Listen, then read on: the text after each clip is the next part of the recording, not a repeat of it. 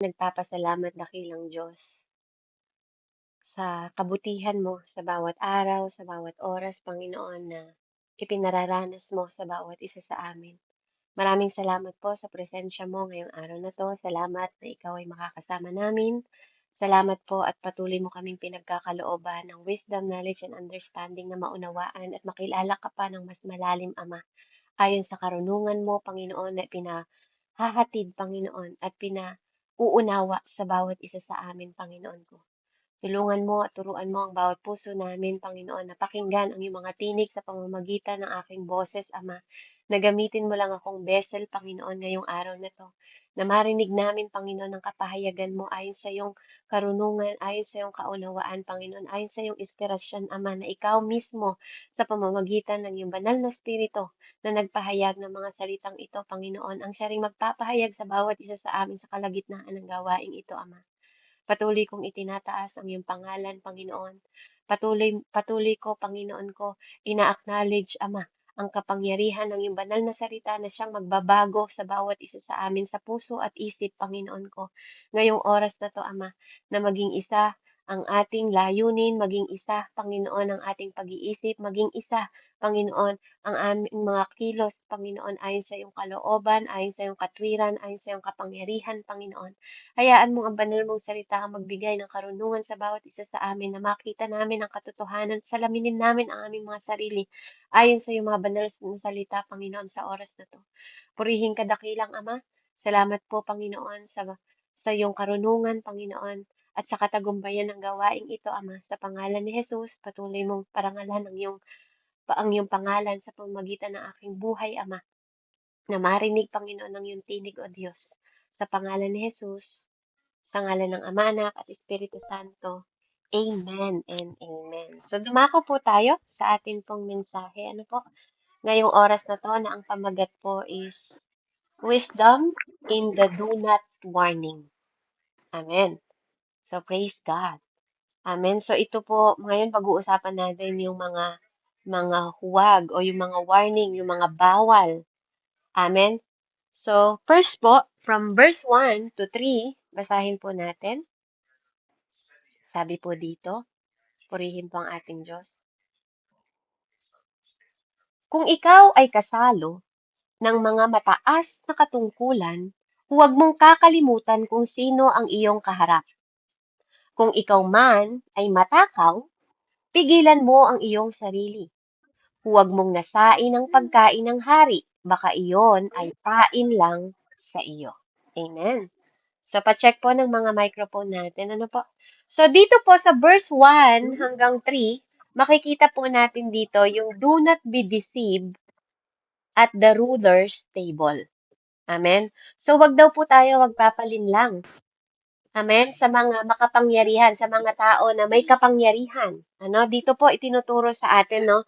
Patulad nila Daniel, kung natatandaan niyo po sa Daniel 1, makikita natin doon kung paanong pinainan sila. Amen? Pinainan po sila ng hari. Hallelujah. Amen? Kaya nga naging matalino doon si Daniel, nagpaluto sila. Nagpaluto siya ng mga gulay. Amen. So praise God. At hindi nila kinain yung mga alam nila na makapagbibigay ito ng hindi magandang dulot. Amen. Kaya po nag-fasting sila that time. Sa harap po ng hapagkainan nung sila ay in-invite po, makikita niyo yon. Nebuchadnezzar po, hindi ako nagkakamali. Amen. Ang hari po, nung panahon na yon sa Daniel 1. Amen. So dito po, makikita natin, hallelujah. Kaya pinag-iingat tayo. Wag niyong be careful. Amen. Kasi minsan alam niyo po dito sa mundong ito, may mga mayayaman na tao na alam mo kaya kanila iniimbitahan o yung mga makapangyarihan na tao, kaya nila tayo iniimbitahan because meron silang hindi yun favor free. Hindi yun kung titingnan niyo po na siya sa ating ninyo, ang mga tao sa mundong ito, hindi kanila basta iimbitahan ng mga may katungkulan o may mga power na mga tao kung wala silang kailangan sa iyo. Amen. Kaya dito pinag-iingat tayo mga kapatid. Kaya napakahalaga po na magkaroon tayo ng ng discernment. Amen. Lalo na po tayo mananampalataya na ngayon. Kasi generally, alam natin na hindi sila mag-i-invest. Lalo na po yung mga mayayaman na tao, hindi sila mag-i-invest. Kung wala silang pakikinabangan sa'yo. Kaya napakahalaga na maging matalino tayo kasi dahil kung hindi tayo magiging matalino, pwede tayong mawala o pwede tayong mapahamak. Amen? O pwede nating i-exchange, amen? Yung alam niyo yung kaligtasan natin, pwedeng one soul ang may exchange natin dahil lang sa pag-i-invest natin ng mali. Kasi pwedeng maging pain po ito at magpahamak ng buhay natin. Kaya, i-consider po natin yung karunungan ng Panginoong Diyos. Huwag tayong maging overwhelmed. Karamihan sa hapag ng kainan, amen? Doon tayo, kaya nga sa hapagkainan minsan, kasi doon ang invitation ng mga tao eh, hindi niyo napapansin sa table. Sa table tayo iniimbitahan. Kaya nga kung ikaw ay matakaw, di ba anong ihaharap sa'yo? Siyempre, pagkain. Amen? Kung wala ka naman disiplina sa sarili mo, kung ikaw ay may kahinaan naman sa babae, anong ihahain sa'yo? Babae. Amen? Kung ikaw ay, di ba, mahina-hina ang katawang laman mo, ano ang pinapain ng kaaway sa atin? 'Di ba magagandang babae, hindi tayo papainan ng hindi ayon sa kauhawan natin. Kaya isipin po natin kung saan tayo nag-i-invest. Kasi pwedeng dahil lang sa pain na 'to, masira ang pamilya mo. Dahil sa pain na 'to, pwedeng masira ang paningin ng mga anak mo sa'yo. Dahil sa pain na 'to, pwedeng mawasak, 'di ba? For example, bata pa yung anak mo, tapos makita niya o maano niya na nambababae ka or nanlalalaki ka, 'di ba? Pwedeng gumunaw yung pangarap nila. 'Di ba? Pwede pong mag-exchange ito ng soul ng ibang tao na madala sila sa kapahamakan dahil sa kahinaan mo. Kaya kung nakikita natin na vulnerable po yung temptation, maging aware tayo. Kaya alam niyo po sa English sabi, consider carefully what is before you. I-consider mo kung ano yung alam mo na kahinaan mo. Put a knife to your throat. Amen? Alam niyo itong expression na put your knife to your throat, makikita nyo rin to sa Proverbs 23. Dito, sa English po, dun yung makikita siya sa verse 2, and put a knife to your throat if you are a man given appetite. Sabi dito sa Tagalog, kung ikaw man ay matakaw, pigilan mo ang iyong sarili. Yun naman ang ano niya sa Tagalog. Pero sa English po, put your knife to your throat. Ibig sabihin, kailangan mong mag-control sa sarili natin. Amen? Kung kinakailangan, kagatin mo yung dila mo. Amen? Kung ang kapahamakan mo ay sa pamamagitan ng pagiging tsismosa mo o paninira ng ibang tao, kagatin mo yung dila mo, kapatid. Mag-ingat ka. Kasi pwedeng hihingi lang sila ng impormasyon, kaya kanila inimbitahan. At wag mong hahayaan na ito ang magpahamak sa'yo kapag wala tayong disiplina. Amen? Alam niyo po, lalo na sa panahon ngayon, dami ng video, ang dami ng CCTV. Kapatid, practical na warning ng mga dunat na wisdom na binibigay ng Panginoon sa atin. Amen? Mag-ingat ka kung ano yung mga pinapakita mo na mga kahinaan mo. Pag pera ang kahinaan mo, pera ka susubukan. Pag kapagkain ang kahinaan mo, sa pagkain ka susubukan. Pag sa babae ang kahinaan mo o sa lalaki ang kahinaan mo, dyan ka susubukan. Ibibigay nila kung anong appetite mo para maging pain sa'yo. Kung saan mawawala ang disiplina mo at mawawalan ka ng kontrol sa sarili mo. Kaya sabi doon, huwag mong nasain. Sabi sa English, sabi po sa English doon, they are deceived food. Amen? Ito daw ay mga panglilinlang na mga pagkain. Amen? Kaya sa ruler's table, makikita nyo, maybe Pwedeng ito mag-ruin sa buhay mo. Pwedeng mag-seduce ito, magsira ito ng atmosphere mo dahil sa kapangyarihan ng mga taong ito. Na pwedeng luxury, pwedeng mag-surrender ka sa kanila, magpa-promise ka sa kanila, gawin mo lang 'to, bibigyan ka nito, 'di ba? May kapalit po ang lahat ng 'yon. At yung affect nun sa buhay mo, mga kapatid, pwedeng ang affection nun is yung pagwo-worship mo sa God o pagse-serve mo. So that, ito po yung warning. Hindi to para i-impress tayo ng mga ruler ng mga tao. Kapatid, kahit po isipin ninyo, walang mga kilalang tao na basta mag-i-invite sa inyo kung wala silang favor na hihingin. Kaya nga tingnan nyo kapag eleksyon, 'di ba? Yung mga kilalang tao, iniimbitahan tayo, lalo na kapag ikaw ay influential na tao. Vulnerable yun, yung pag-iimbita nila kasi gusto nila makuha yung mga angkan ninyo. Amen? So, it's always have exchange, kaya maging matalino tayo. Amen? Kaya purihin po ang Panginoon, ano po, wag tayong magparab, wag tayong magpanakaw, ano nakawin sa atin. Lalo na po ano, pag tayo ay matatalinong tao. Dagdagan natin ng kaunawaan, dagdagan natin ng puso, dagdagan natin ng wisdom ng Panginoon. Wag po lang yung mga bagay na pwedeng mag-tempt sa atin. Amen? Kaya purihin po ang Diyos. Sa 4 and 5 po, sabi niya dito, huwag mong pagurin ang sarili sa pagpapayaman. Pag-aralan mong umiwas doon. Sapagkat madaling mawala ang kayamanan, ito'y simbilis ng agila sa paglipad sa kalawakan. Dito sa verse 4 and 5, makikita nyo, do not make an idol of wealth. Ito yung warning, ano, wag nating gawing Panginoon po ang kayamanan. Sa lahat ng mga kalaban, sa lahat ng mga ano po, ano, ng naging kalaban ng Panginoon, ito lang yung ginawa niyang rival, ang pera. Hindi niya ginawang rival ang demonyo, 'di ba? Ang mga masasamang espiritu, hindi. Ang sabi niya, do not love money. Ito yung naging rival niya, hindi ka pwedeng sumamba sa dalawang Panginoon. Kung makikita niyo po yung verse na yun, ano, do not love money. Huwag mo sambahin yung pera, yun lang. Kasi pwedeng itong kayamanan po ang magpalayo sa atin. So do not make an idol of wealth. Sabi sa English, do not overwork to be rich. Amen? Huwag po nating pagurin yung sarili natin. Kaya nga makikita nyo sa Proverbs, madalas po nire-rebuke sa Proverbs yung mga tamad na lalaki, tamad na tao, ayaw po ng Panginoon yung tamad.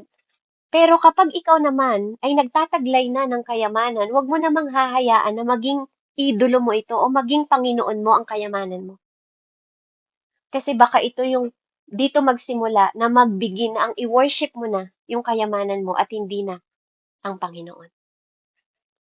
Mabuti po ang pera, mabuti po ang kayamanan pag alam mo, kung alam mo yung understanding kung saan mo siya gagamitin. Kaya wag nating habulin na magpayaman. Kasi madali po itong mawala. Sabi nga para itong agila. Mabilis. Lalo na po, yung mga tao na mabilis, gusto nilang yumaman na mabilis, pumapasok sila sa mga bagay na pagbebenta ng droga. Kaya tingnan nyo po anong nangyari sa kanila, napapahamak. Lahat ng mga mabilis nakuha, mabilis din mawala. Lahat ng to temporary lang. Kaya wag po tayong mag-focus. This is not worthy to focus on our life. Amen? Kaya napaka madaling mag-ship yung mga bagay na ganito. Madali siyang madali no baby. No, you will fall down. You will fall down. That's dangerous. Sorry po. Amen? So, kaya napakahalaga po na malaman natin mga kapatid na ang kayamanan po, mabuti ito kung alam mo gamitin. Pero hindi po ito mabuti kapag ito na ang Panginoon natin. Amen? Kaya alam nyo yung mga nag-aaya sa inyo na, magla-like ka lang dito, magkakapera ka, scam po yun. Lahat ng bagay na hindi mo pinaghihirapan, wag po kayong magjo-join. Sinabi din po yan sa Proverbs. Yung mga sinasabi na na mga ano, muntik na rin po akong maano diyan, pero I praise God. Salamat po sa salita ng Diyos kasi natatandaan ko lagi 'yun. Natatandaan ko po yung sinasabi sa Bible na lahat ng mga ng salapi na madali mong nakuha, madaling mawawala.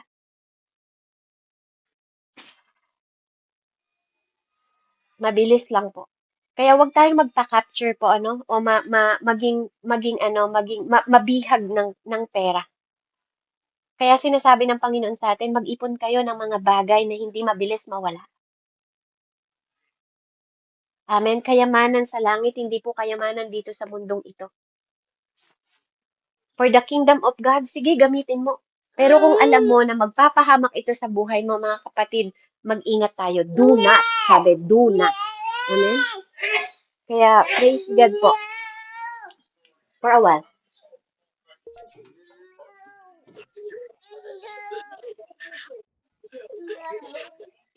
Amen? So, verse 6 and 8 po, sabi dito, huwag kang makikikain sa taong kuripot, ninanasain man ang masasarap niyang pagkain, sapagkat iyon ay maninikit sa iyong lalamunan. Aanyayahan ka niyang kumain at uminom, ngunit hindi bukal sa kalooban. Isusuka mo rin ang lahat ng iyong kinain at masasayang lang ang maganda mong sasabihin. Amen. So sa 6 and 7, sabi dito, ano yung do not dito na warning sa atin? Do not eat at the table of a stingy man. Amen? Stingy man. Yung mga taong mahilig po itong mga manunumbat. Amen? Ito yung mga tao na parang utang na loob mo lahat ng bagay sa kanila. Ito yung, kaya sabi, mag-ingat po kayo. Ano po? Ito yung napaka-dangerous na mga tao na, what's wrong? You clip your hands? Can you go to your dad first, please? Dali.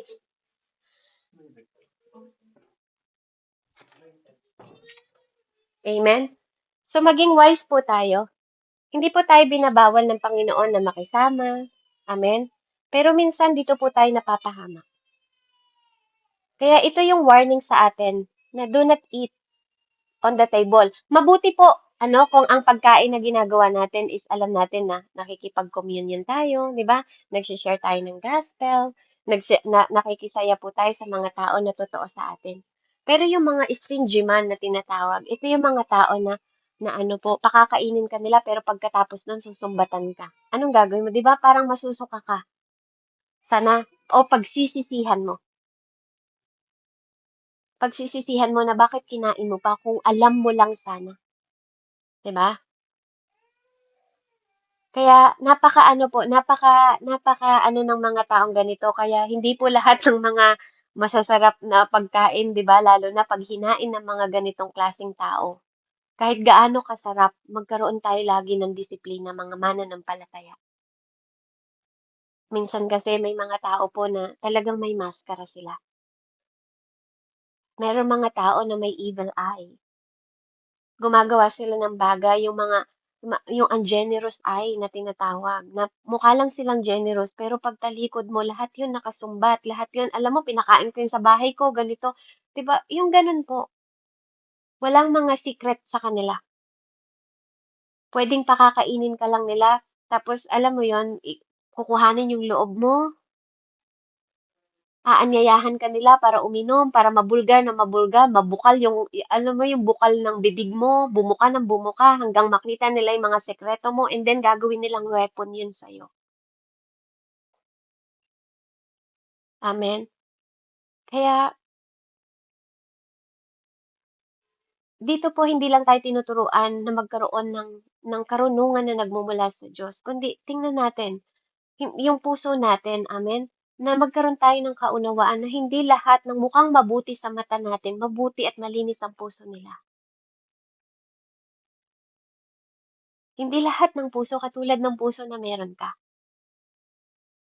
Kaya dapat marunong tayo na magdisiplina sa sarili natin. Maaaring ikaw gusto mo ma-enjoy yung sarili mo sa table, nakasalo sila, pero sa kanila po iba yung kanilang pakay. Amen? Kaya be wise. Wag po tayong maging arrogant. Yung danger dapat laging tinitingnan natin. Kasi tayo, hindi katulad ng tayo mismo, minsan po, ang invitation natin is about gospel, pero sila iba yung invitation nila. Laging kasalungat po. Laging masasama. Laging hindi po kalooban ng Panginoon ang gusto nila. Salungat sa gusto at will ng gusto ng Panginoon sa buhay natin.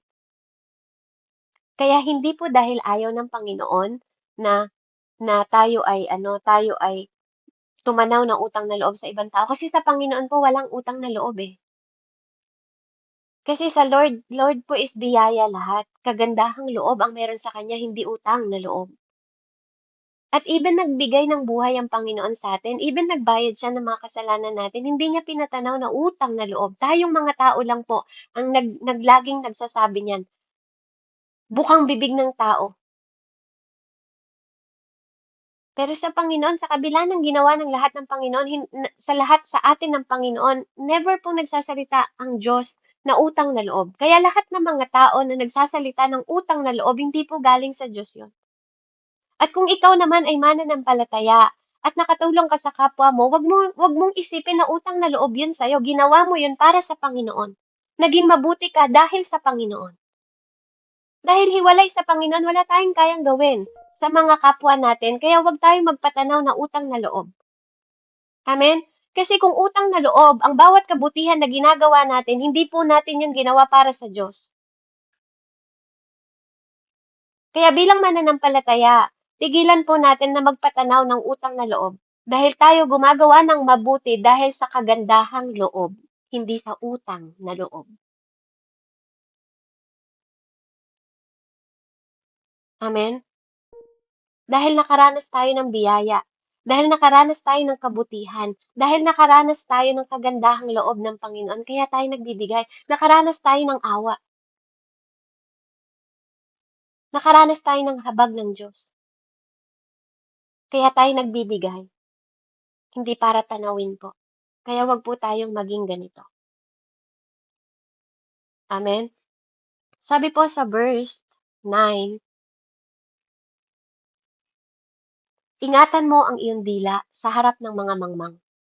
Hindi nila mauunawaan kahit gaano kaganda ang sabihin mo. Amen?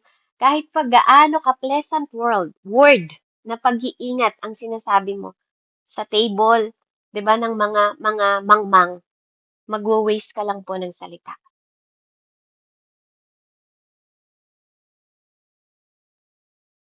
Kaya yung mga dila po natin, sabi dito sa verse 9, wina-warningan tayo, do not waste your word on the fool. Huwag mong sayangin yung iyong salita sa mga taong mangmang. Kaya tingnan niyo yung mga taong paulit-ulit sa amen. Kasi hindi sila gano'n na nag-iisip. Wala sila sa way ng Panginoon. Kaya pag sinasabi natin, kahit nagsasabi tayo, nagsasalita tayo, magagandang sinasabi natin, sayang lang po. Kasi yung tenga nila sarado. Akala mo nakikinig sila, pero hindi po sila. Dahil hindi nga sila matalino. Ibig sabihin ng mangmang, kabaligtaran po ng wise. Amen? Kaya, imbis na pakinggan ka nila, hindi po. Kahit pa dinadirect mo na, ina-address mo na, amen? Yung mga bagay na pagkakamali nila, hindi po nila yon iintindihin, hindi nila uunawain. Bakit po? Kasi fool nga sila. Mangmang nga po sila eh. Amen? Kaya po, sinabihan din tayo sa Matthew 7, di ba? Do not give what is holy in the dogs. Bakit po sa aso? Nor cast out the pearl from the before swine, sabi sa mga baboy. Kasi yung mga aso, amen?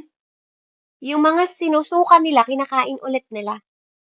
Kung matalino ka, lahat ng sinusuka mo, hindi mo dapat kakainin. Pero gano'n yung katangian ng aso. Kaya hinalimbawa sa aso. At yung baboy po kahit anong linis mo diyan, kahit anong paligo mo diyan, baboy pa rin po 'yan. Kahit palagyan mo yan ng ribbon sa leeg, kahit palagyan mo ng mansanas sa bibig, baboy pa rin po siya, babalik pa rin po siya sa putik. Kasi mangmang siya. Kaya pinapaalalahanan din tayo sa Matthew 6, sinabi din po ng Panginoon. Gano'n din po dito. Warning po sa bawat isa sa atin. Huwag kayong mag-asaya ng magagandang salita sa mga taong mangmang. Kasi sayang po. Amen? Babaluharain lang po nila, hindi nila papakinggan. Kaya mag-invest tayo sa mga taong handang makinig, handang matuto, handang magpabago, para hindi po tayo mapagod. Verse 10 po and 11, sabi po dito, huwag mong babaguhin ang hangganang matagal nang nakalagay. Nisasakupin ang lupa ng mga ulila, sapagkat ang tagapagtanggol nila ay makapangyarihan at siya ang iyong makakalaban. Do not steal. Ano po yung do not dito? Do not steal from others. Amen? Yung mga matagal na po, yung mga hangganan, yung mga pamuhon, parang ganun, sa lupa. Yung mark, yung landmark po na tinatawag. Kasi nilagay yan dahil meron po yan, symbolic yan eh. Symbolic po yan ng tradition noon ng mga custom from the ancestor pa na mga kanununuan. Ganyan po nila nilalagay ang hangganan ng bawat lupa.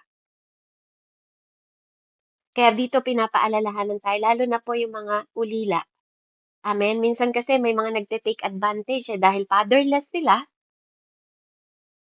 Gusto nila masakop dahil ulila na yung mga bata, di ba?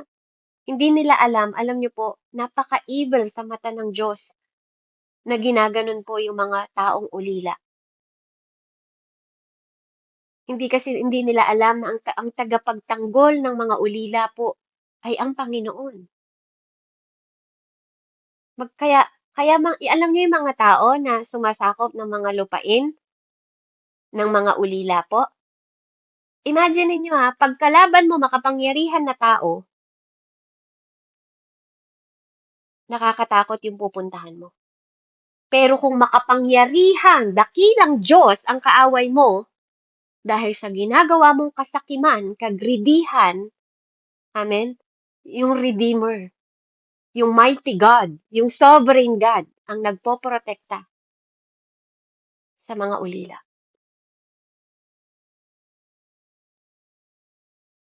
Amen. Kaya napakahalaga po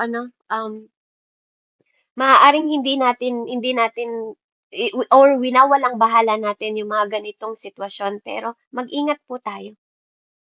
Kung wala tayong nakikitang tagapagtanggol nila, ngayon po narinig natin to para marinig natin na may tagapagtanggol ang mga ulila o ang mga tao po. Amen? Kahit mananampalataya, may tagapagtanggol po tayo. May protector tayo. Amen? Verse 12 po. Huwag mong huwag kang hihiwalay sa mabubuting aral at pakinggan mong mabuti ang salita ng karunungan. Amen? So dito po, ano yung do not dito? Ano yung wisdom ng do not dito? Do not neglect wisdom. Huwag kang hihiwalay. Sabi niya sa English, apply your heart to instruction and your ears to the words of knowledge. So yung wisdom po, ang nagbibigay sa atin, pero kailangan po natin tong tanggapin. Hindi mo lang to naririnig, kailangan mo tong tanggapin para mag-lasting. Para, alam niyo po yun, makip ito sa buhay mo. Ikip mo to sa puso mo. Hindi mo lang siya ni-receive sa tenga mo, ikip mo siya sa puso mo para totoo mong ma-apply yung wisdom at instruction ng Diyos sa atin. Hindi lang to pinapakinggan. Ginagawa din po. Kaya itong verse na to, Sinasuggest ito para hindi lang magkaroon tayo ng edukasyon, kundi maging gabay natin 'to sa buhay natin. Amen? Kaya yung mga tenga po natin, sabi nga, ang mga tupa ko naririnig niya ang aking mga tinig. Yung mga tenga po natin, hindi lang 'to ginagamit para sa tsismisan. Kailangan ma-receive natin yung wisdom na ipinapahayag po ng Panginoon para maging guidance natin 'to. Hindi lang yung instruction na dapat pinakikinggan natin, dapat maging wise tayo to receive kung ano yung guidance, direction ng Panginoon sa atin. Our ears, 'di ba, must be turned, ay, itong ears natin must be tuned. Naka-tune siya. Kumbaga sa channel ng ano, naka-tune siya, nakatutok ka na ma-receive at mai-apply yung God's wisdom. Kaya kung ang puso natin at ang tenga natin nag-work together, sigurado po marireceive natin yung wisdom at maggi-gain tayo. Amen? Walang masasayang, kapatid. Walang masasayang pag pinagsama mo ang tenga mo at ang puso mo sa pakikinig ng karunungan ng Diyos. Panalo ka. Wala kang talo. Kaya nga, ang puso, ang teachable heart, kapag graciously na bukas din, mai-enlighten ka sa pamamagitan ng mga bagay na naririnig mo. Instantly, magiging attentive ka. Kasi bukas yung puso mo eh. Teachable yung puso mo na makinig. Amen? Purihin po ang Panginoon. 13 and 14 po. Kaya sabi doon, do not neglect. Huwag mong sayangin. Katulad ng mga naririnig natin ngayon, huwag po natin tong sayangin. 13 and 14, sabi po dito, disiplinahin mo ang bata. Ang wastong pagpalo ay hindi niya ikakamatay. Inililigtas mo pa siya mula sa daigdig ng mga patay. Amen? So, ano yung do not dito? Ano yung wisdom ng do not dito? Do not fail to correct your children. Sa 13 and 14 po, do not fail to correct your children. Kasi kung hindi natin sila i-correct ngayon, amen? Kaya nga ang tamang pagpapalo po sa bata, ngayon may mga ano na po, no, may mga kinokorek. Pag konting palo lang, ina-abuse na agad. Ganun na ang ginagawa. Pero alam niyo po, ano, biblically, tinuturuan po, ano, na ang tamang pagpalo, hindi naman po ikakamatay eh. Disiplina po yun. Correction po. Kasi yun yung kailangan ng mga kabataan. Yung sa murang edad pa lang nila, ituwid mo na sila. Kasi kapag hindi mo sila tinuwid sa murang edad, susuwagin ka po nito paglaki nila. At ito yung magpapahamak sa kanila. Amen. Sabi sa English, ano po, do not withhold correction from a child. For if you beat him with a rod, sabi po dito, he will not die. You shall beat him with a rod and deliver his soul from hell. Amen? So kapag hindi mo siya tinuwid sa kanyang kabataan, pwedeng itong magdulot ng kapahamakan niya. Kung sa kabataan pa lang niya hindi mo na siya tinuwid. Kaya nga, ano ba yung rod, ano, sa Psalm 23 po, alam natin yung rod, ano, na yun yung tungkod ng Panginoon na nagdidisiplina sa atin bilang mga anak niya. Ganun din po sa ating mga magulang. Sometimes yung rod na 'to, ito po sa Proverbs, sometimes pwede natin 'tong sabihing literal and pwedeng sabihin na figurative lang. Pero both po, it is a place na makikita natin na ang rod o ang pamalo is ano 'to, nagsisimbolo ito ng correction o pagtutuwid, pagdidisiplina sa mga anak natin. At gano'n din sa Panginoon. Amen? Para hindi tayo magkaroon ng punishment pagdating ng huli. Kasi naniniwala ako, may tungkulin tayong mga magulang at ang mga anak din po. Kaya sa kabataan pa lang nila, kailangan maintindihan nila at maunawaan nila kung paano ang pagre-respect sa ating mga magulang. Kung paano natin sila didisiplinahin. Paano natin sila ile-lecture sa tama at mabuti para maging mabuti at maayos ang buhay nila. Amen? Ituwid natin sila sa mga baluktot nilang katwiran, hindi po masama. Amen? Kasi kung hindi, ito yung magdadala sila sa kapahamakan. Imagine niyo po, kung yung anak mo, bata pa lang siya, nagnanakaw na siya, at hindi mo siya binabawal at okay lang sa'yo. Ano sa palagay mo, paglaki niya, anong magiging buhay niya? Baka magrarab na yan ng bangko kasi hindi mo siya binawal eh. 'Di ba? At anong magiging dulot nun? Pwedeng maidala siya sa kamatayan. Maging bingit ito ng kanyang buhay. Amen. Kaya nga tayo mga magulang, tinuturuan tayo ng Panginoon, train your children habang bata sila. Kasi mahirap na pong ituwid ang mga bata kapag hinantay natin na magbinata sila bago pa lang tayo ano po, dahil may mga sungay na yun. Amen? Kaya napakahalaga po na maintindihan natin kasi umiikli ang buhay ng isang tao kapag hindi natin ginagawa yung mabuti. Kaya nga ang kabayaran ng kasalanan kamatayan eh. 'Di ba lalo na pag nalulung sila sa droga, saan sila dadalhin nun sa kamatayan? Amen, kasi makagagawa sila ng mga bagay na hindi po kalooban ng Panginoon. Kung hindi iwawasto ang pagdidisiplina sa mga bata, ikamamatay po nila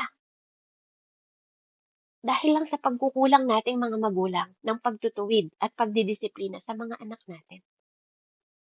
Amen? Kaya do not, do not fail to correct your children. Amen? So 15:16 po, anak, matutuwa ako kung magiging matalino ka. Makadarama ako ng pagmamalaki kung ang salita mo ay may karunungan. So yung joy po ng Father dito, no, nai-impart siya sa wisdom. Amen? Yung imparting ng wisdom ay ikinatutuwa ng Panginoon kapag tayo po ay nababahagian ng karunungan na nagmumula sa Panginoong Diyos. Kaya ito pong teaching ng wisdom sa pamamagitan ng ating mga anak. Katulad kung paanong si David, 'di ba sinabihan din niya si Solomon na sundin niya ang lahat ng payo ng Panginoon. Ang buhay niya ay lalawig. Ganon din sa mga anak natin, kagalakan ng Panginoon na makita na masunurin tayo. Na tinatanggap natin ang salita niya, na nabubuhay tayo ng may karunungan at pag-iisip ng Panginoong Diyos. Amen. Lalo na kapag ito ay laging bukang bibig natin. Kaya natutuwa ang Panginoon po kapag tayo ay nagsasalita ng wisdom na nagmumula sa Panginoon Diyos. Kasi alam niya na pinaniniwalaan natin yung mga lesson na binibigay niya at tinuturo niya sa atin. Kaya lahat po tayo, dapat po tayong mamuhay ayon sa karunungan na nagmumula sa Diyos. Kaya nga ang simula ng karunungan ay ang magkaroon ng takot.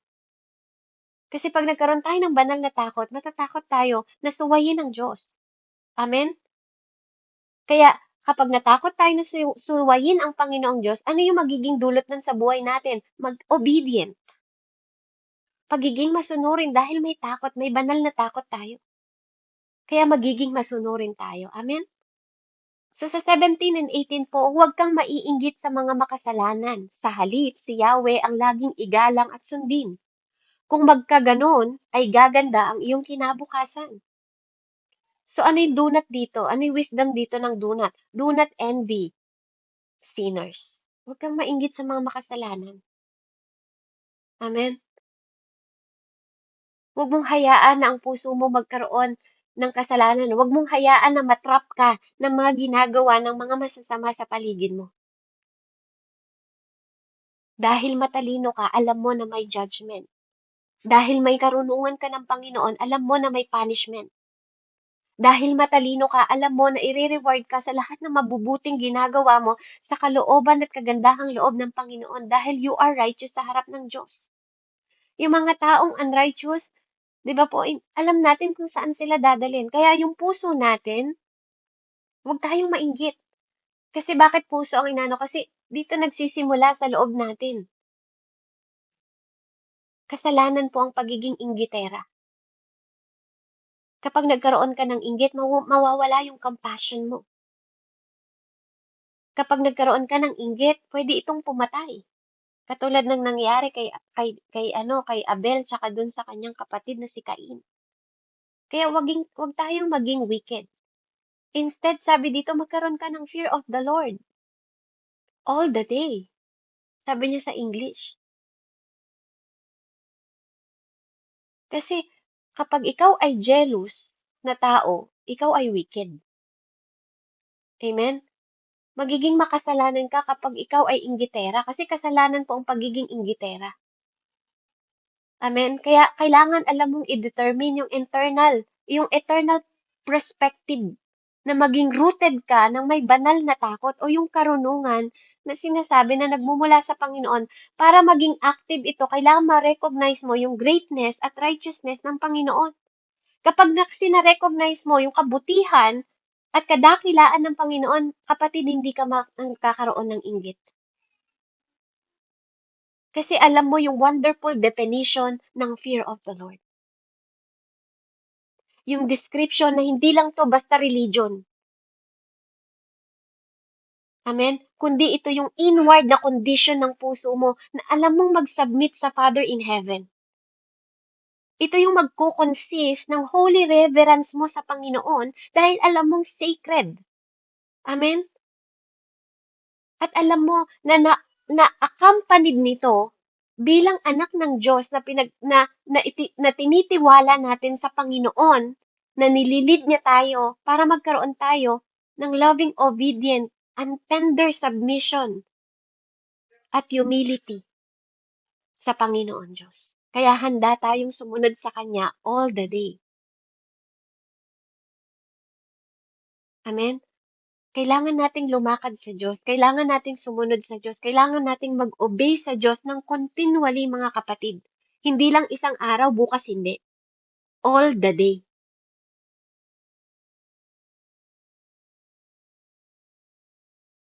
Kung magkagayoy gaganda ang iyong kinabukasan, sabi niya. Amen? Bawat araw ng buhay mo. Hindi lang isang araw. Kaya nakarinig niyo po yung mga patotoo. 'Di ba? Kaya napakahalaga po na maintindihan natin. Ang communion po sa Panginoon, hindi lang 'to isang araw.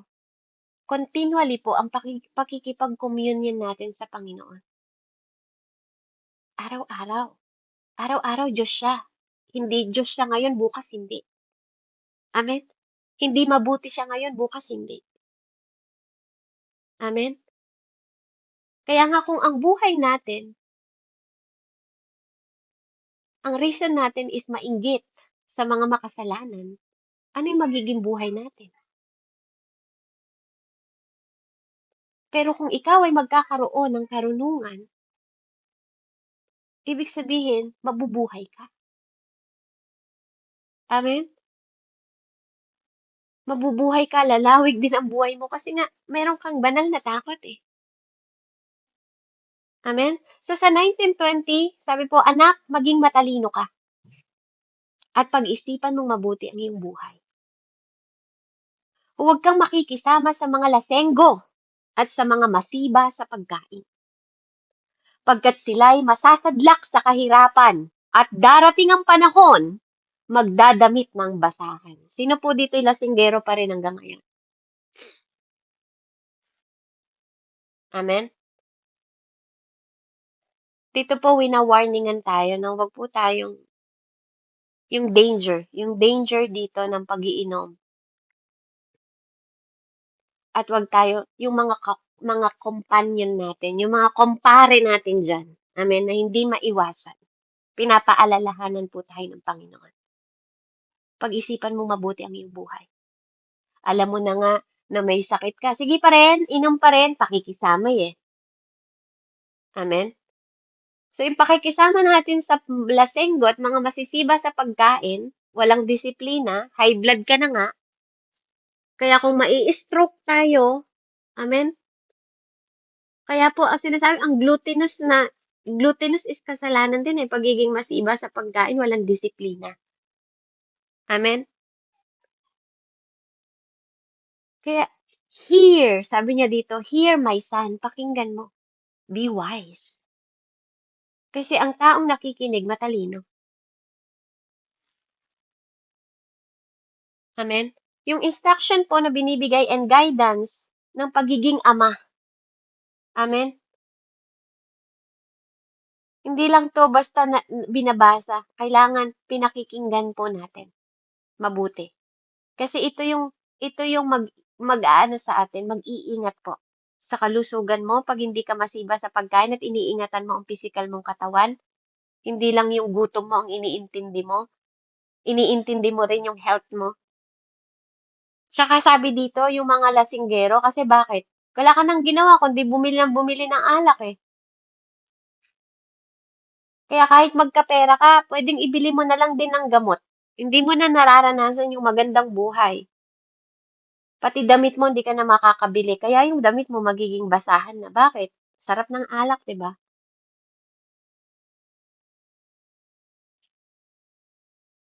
Kaya kung ikaw mananampalataya ka, sinasabi mong mananampalataya ka, pero andun pa rin yung pag-iinom. Pag-isipan mong mabuti. Baka hindi na matalino yung ginagawa mo. Tsaka yung mga companion mo na pakikisama sa mga tao, amen, kaibigan mo na dapat nga ikaw ang maging halimbawa. Amen. Kasi ang addiction po hindi nagsisimula sa malaki, nagsisimula yan sa maliliit. Sa paunti-unting tagay, susunod lasinggero ka na. Yung overeating naman po, puno na nga yung stomach mo. Ano, alam niyo yun, minsan nakakalungkot eh, no? Yung puno yung stomach mo, tas empty yung mind mo. Busog ka, pero yung utak mo, dahil sa kawalan mo ng karunungan, empty, pero busog na busog yung tiyan mo. Siguro po mas magandang mas busog yung utak mo sa karunungan kaysa yung tiyan mo na lang ang laging nabubusog. Tapos wala kang karunungan. Busog yung tiyan mo pero wala kang talino. Busog yung tiyan mo pero wala kang kaunawaan. Maging mindful po tayo. Wag tayo maging empty mind. Tapos full stomach.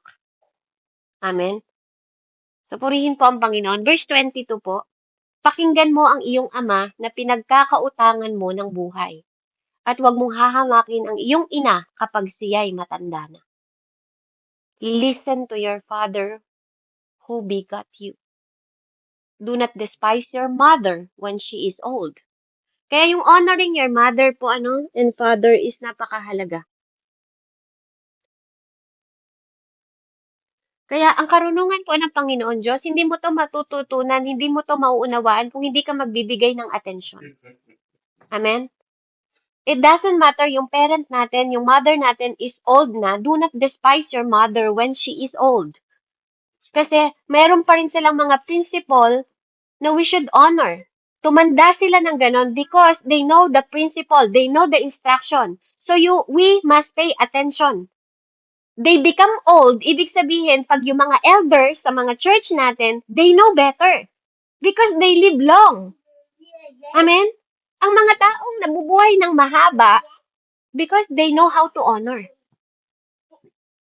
Amen? Kaya kung makikita niyo sa Exodus 20, honor your father, sabi niya sa lumang tipan, honor your father and mother that your days may belong upon the land which the Lord, your God, given you.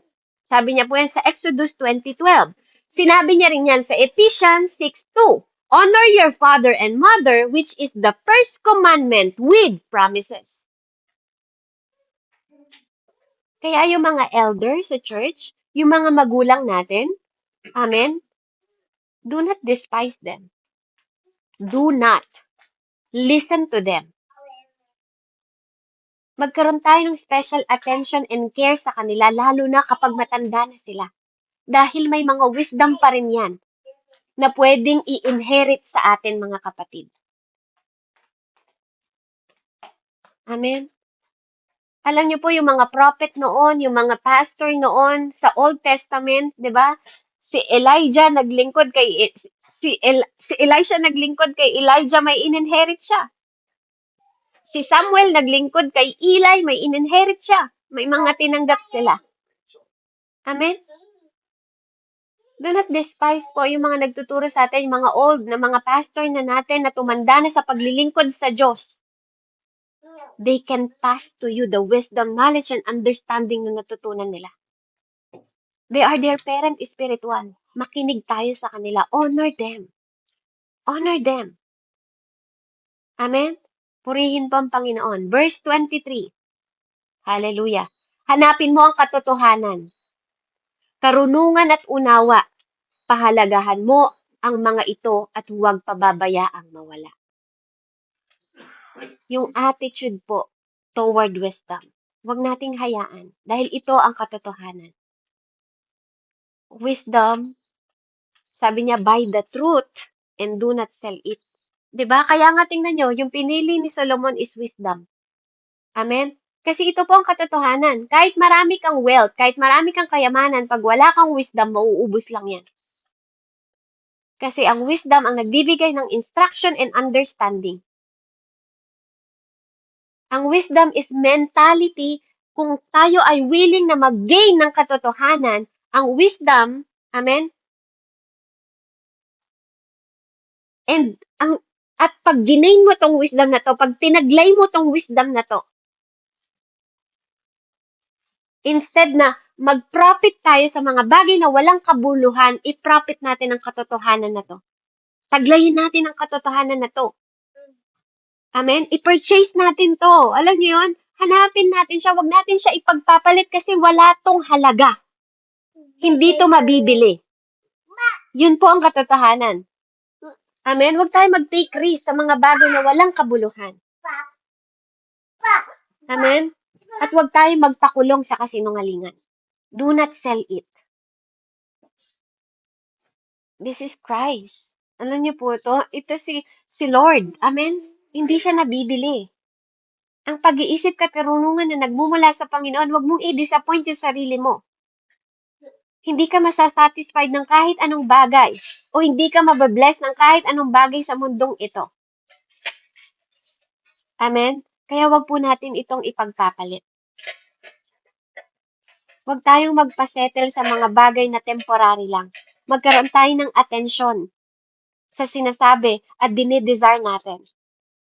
Kasi ang wisdom ang magbibigay ng instruction at understanding sa atin.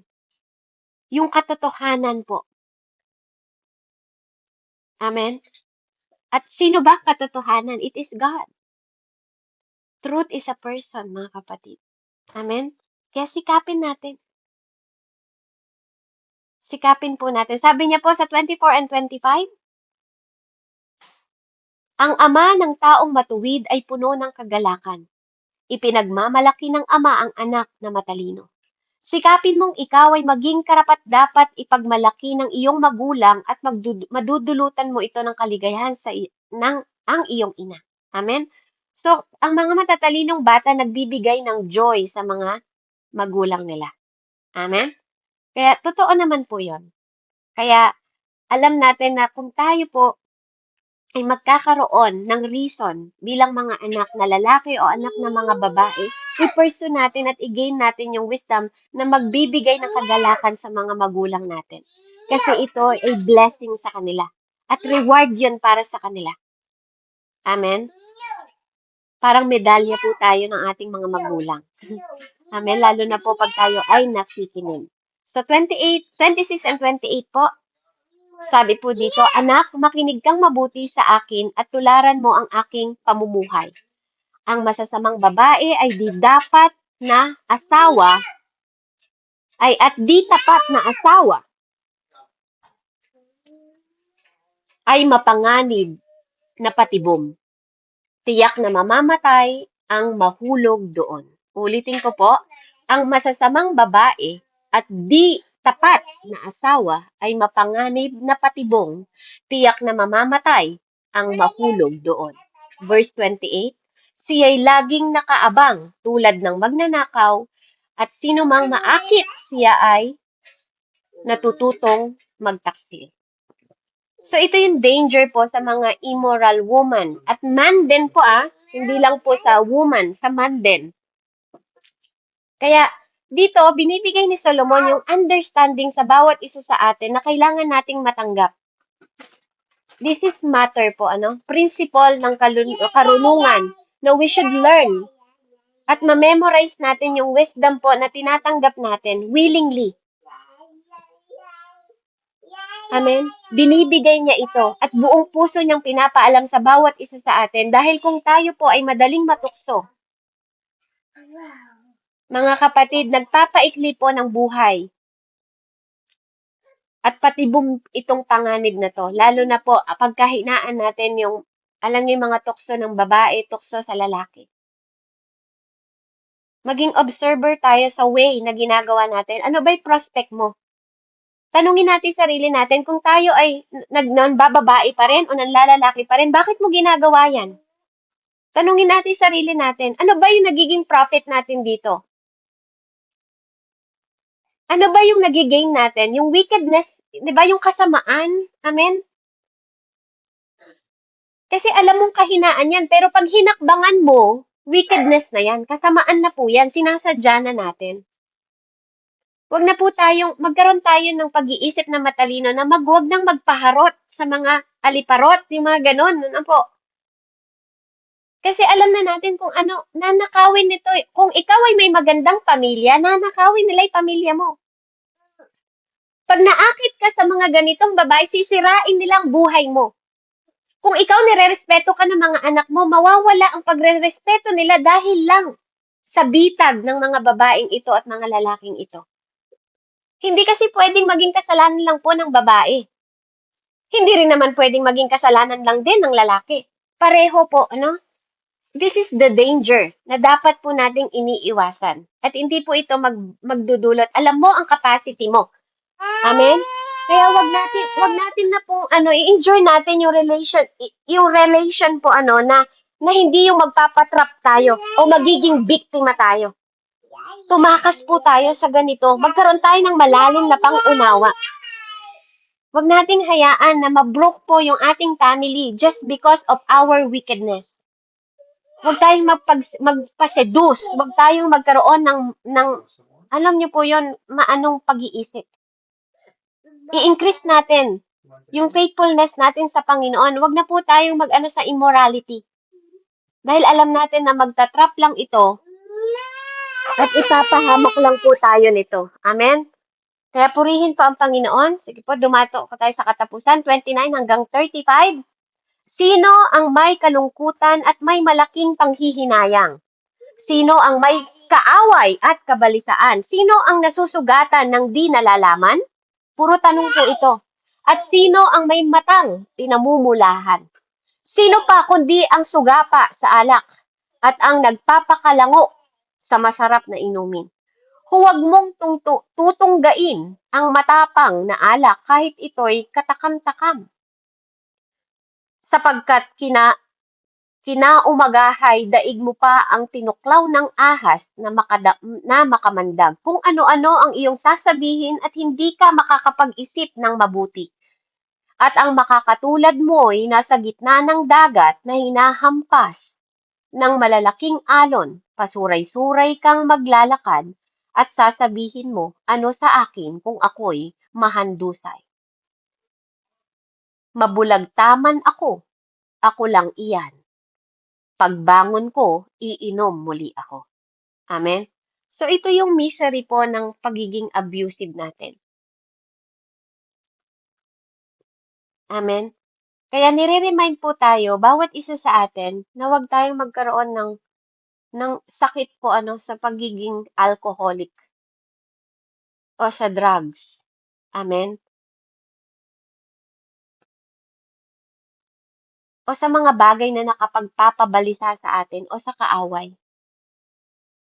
Ito po is isang poem, isang tula na nilikha, na nalikha nila na maging effective Yung alam niyo yung paglalament, yung pagdadaing po ng isang manginginom na nalango, na ito yung pinipicture niya sa buhay niya na kapag inabuse natin at hindi tayo naging matalino, ito talaga ang kahihitnan natin. Kahit po paunti-unting alak, 'pag naging suga pa tayo, totoo po yun, para tayong tinuklaw.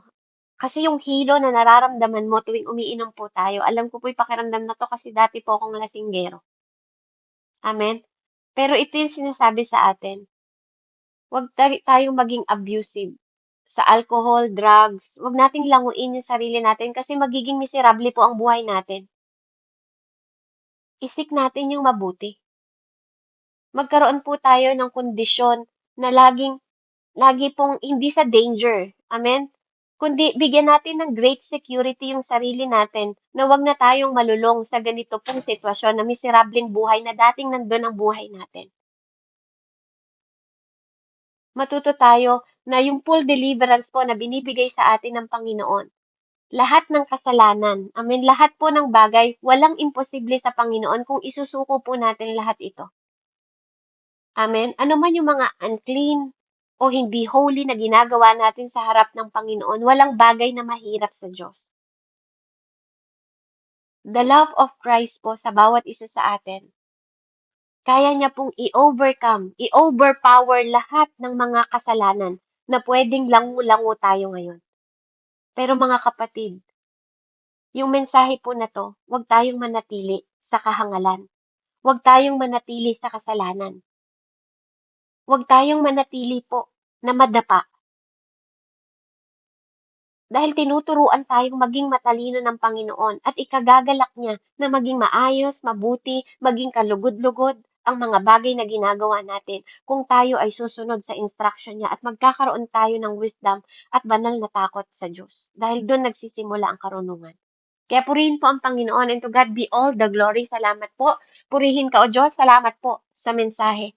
Salamat po sa karunungan ng pagbababala mo ng warning sa bawat isa sa amin ng mga bagay na dapat naming iwasan. Dakilang Diyos, patuloy kaming humihingi, Panginoon ko, ng tulong, Ama, na ma-overcome namin ang lahat ng ito sa mga panahon ng kahinaan namin. Ikaw ang maging kalakasan namin. Sa mga, Lord, sa temptation, Ama, tulungan mo kami at turuan mo kaming bumangon, Ama, at patuloy na magtiwala sa kagandahang loob mo sa mga bagay na kaya mong gawing posible, yung mga bagay na imposible sa amin. Dahil walang imposible sa'yo.